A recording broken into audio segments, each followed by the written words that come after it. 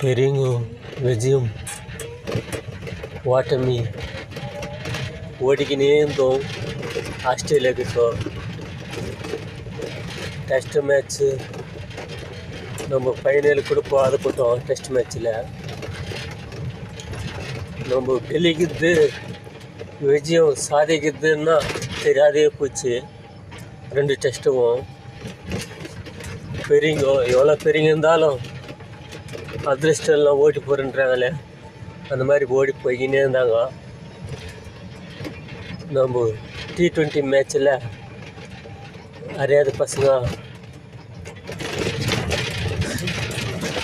கெலிக்குது எப்பட்றான்னு கெலிக்கு வச்சு காமிச்சாங்க.